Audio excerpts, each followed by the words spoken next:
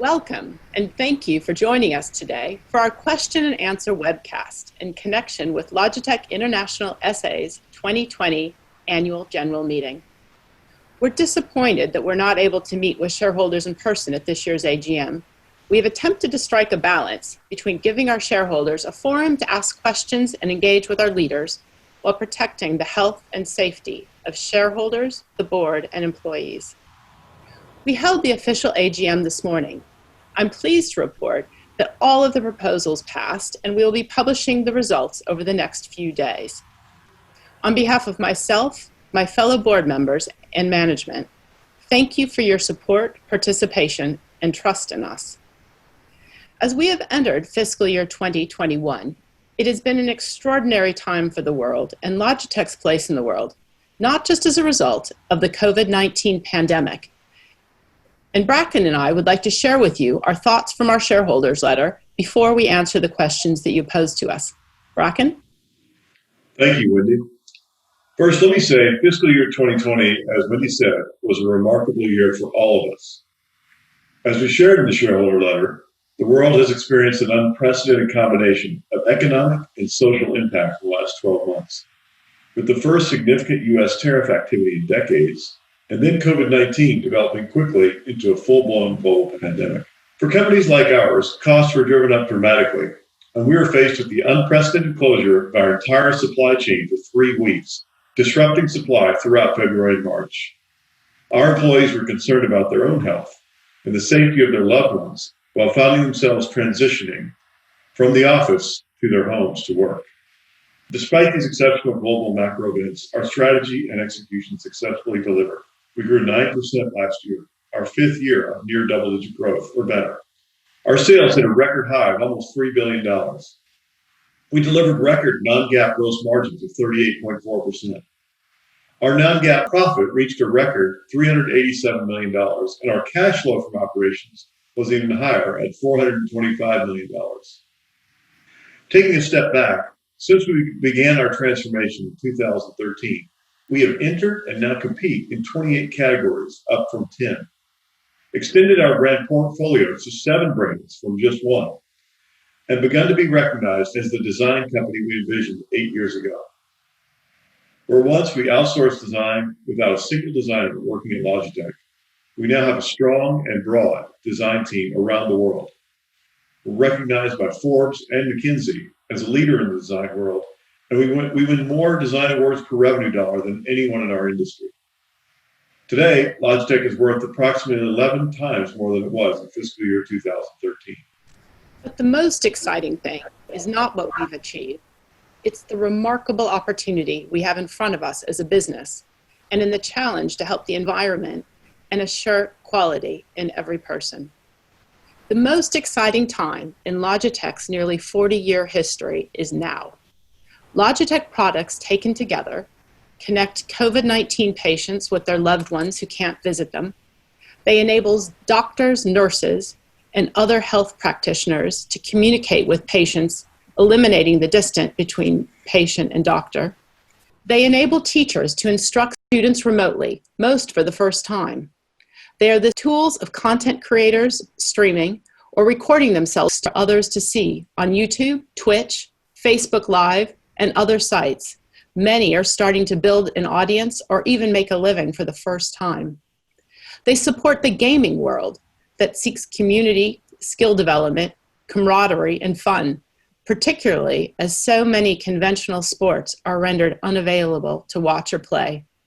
And they make us look and feel close to others through video conferencing with coworkers, family members, and friends, while helping minimize the impact of the environment by saving on travel.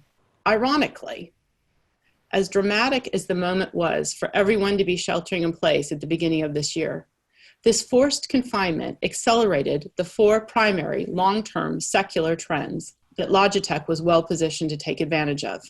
1, video everywhere. 2, work from anywhere, including home.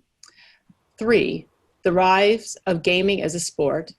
And 4, the democratization of content creation, which drives creators and streamers, the company's newest product category, and includes blue microphones, streaming, cameras, and Streamlabs.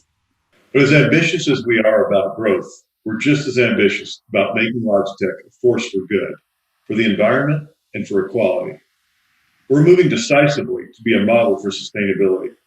At the end of 2019, we announced our support of the Paris Agreement, pledging to align our corporate carbon emissions to support the ambitious goal of limiting global warming to 1.5 degrees centigrade. We also announced that we'll be powered exclusively by renewable electricity by 2030. We are currently 88% of the way to that goal. We've already neutralized the carbon footprint for our entire gaming product portfolio, our manufacturing facility, and our corporate travel.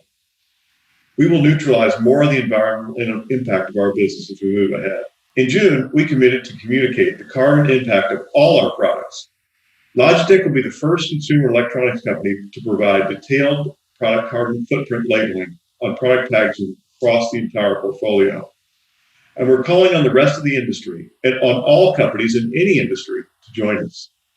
This will motivate all companies to reduce a product's carbon footprint and thereby enable consumers and customers to influence the industry with their purchase decisions. We'll be treating carbon labeling like calorie labeling in the food industry. We believe that most companies will follow over the next several years.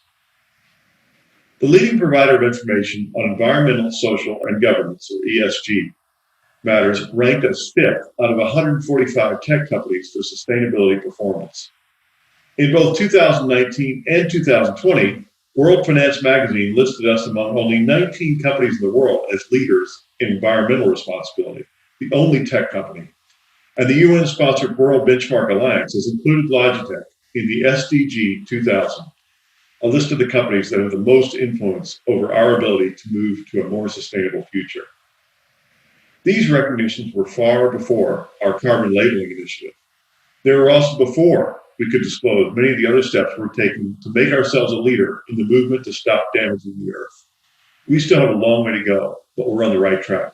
You can now learn more about our efforts in our fiscal year 20 sustainability report, which was launched today on our website.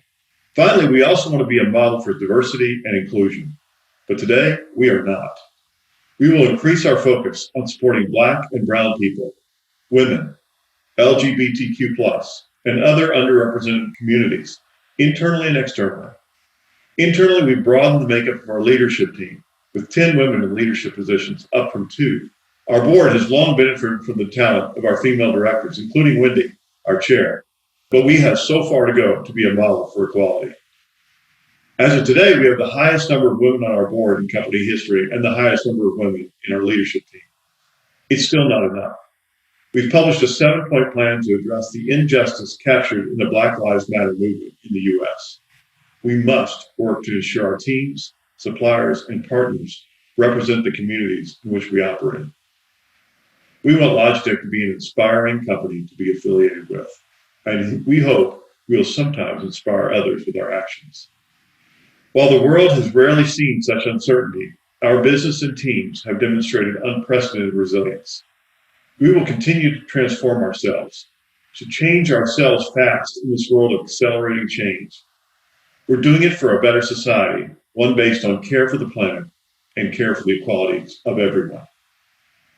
With that in mind, we are so grateful to our employees, our consumers, and our shareholders. Grateful for your trust and loyalty. You have so often looked past our mistakes or flaws at the good outcomes we deliver. We appreciate that. But as we go forward, we expect to be held accountable, not just for our financial performance, but also for our environmental performance and for our performance in helping to ensure the world is fair for every person.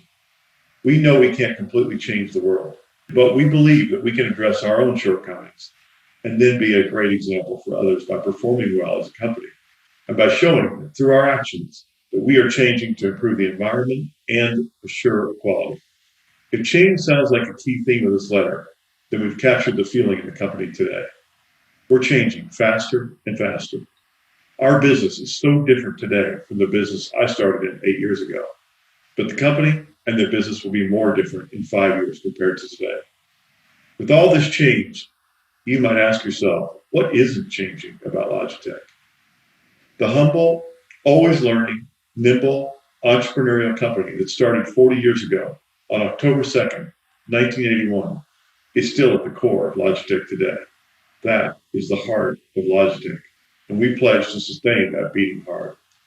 It's been another remarkable year, not just for the world, but also for us at Logitech. We believe what's ahead of us will be far more remarkable, more fair, and better for the world. We hope that you stay with us for an exciting and fulfilling ride. Well, now on to the final business of our annual general meeting.